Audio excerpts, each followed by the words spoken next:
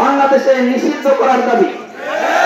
তৃতীয় নম্বর, ভোলার ঐতিহ্যবাহী ঈদগাহ মসজিদ সহ ভোলার সকল মসজিদে ইজতেমা ময়দানে হত্যাকাণ্ডের সাথে জড়িত খুনি এই একাতিদের সকল কার্যক্রম বন্ধ করার দাবি।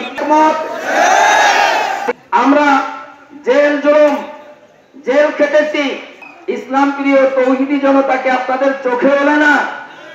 আমরা 19 তারিখে বিকালে ঈদগাহ মসজিদে তাদের কার্যক্রম বন্ধের দাবিতে অবস্থান করেছিলাম। যদি ঘোষণা দেয় বাংলা ওসি ডিসিওপি এসডিওপি ঘেরাও করা হবে,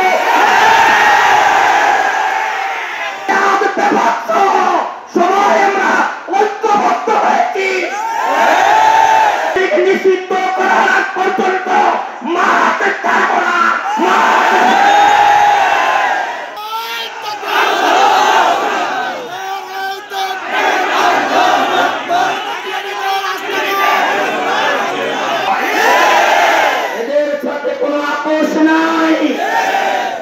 একজন মানুষ যত পাপিষ্ঠ হোক, আল্লাহর কাছে তওবা করলে তওবা কবুল হইতে হয় না। তওবার করার মন স্থির করেন, চলে আসেন, ওলামায়ে কেরামের হাতে হাত দিয়ে তওবা করেন। এছাড়া তাবলীগ দুইটি এই কথা আজকে থেকে মাটির তলে দাফন করে দেয়া। বাংলাদেশে তাবলীগ কয়টি?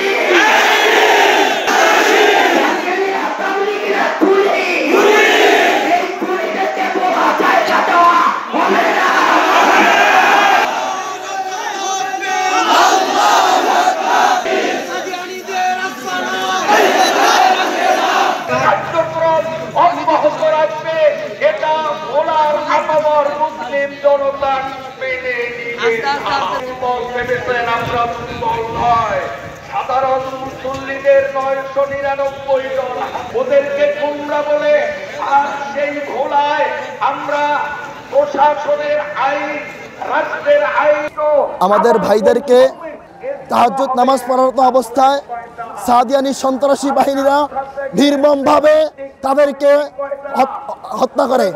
সেখানে 4 জন ভাই আমাদের শহীদ হয়, শতাধিক ভাইয়েরা আহত হয়ে হাসপাতালে কাতরাচ্ছে। আমাদের ওলামায়ে কেরামের পক্ষ থেকে স্পষ্ট ঘোষণা থাকবে, বাংলাদেশে শুধু একটা দল তাবলীগের কাজ করবে, সেটা হলো ওলামায়ে কেরামের নেতৃত্বে তাবলীগ চলবে। তাবলীগের নামে হত্যাকাণ্ড করতে দেওয়া হবে না। আমরা আজকে অবস্থান কর্মসূচি পালন করতেছি, লক্ষ লক্ষ মানুষের জনসমুদ্র, এখান থেকে আমরা দীপ্ত কণ্ঠে আমরা দাবি জানাচ্ছি, সাদিয়ানীদেরকে বাংলাদেশে অনতিবিলম্বে বাতিল ঘোষণা করতে হবে। এই হত্যাকাণ্ডের সাথে যারা জড়িত তদন্তমূলক তাদেরকে সর্বোচ্চ শাস্তি ফাঁসি দিতে হবে। যতক্ষণ পর্যন্ত মানা না হবে আমরা ভোলার রাজপথে থাকবো, আমরা এখান থেকে যাব না। আমাদের দাবি আদায় পর্যন্ত আমরা রাজপথে দেখি না।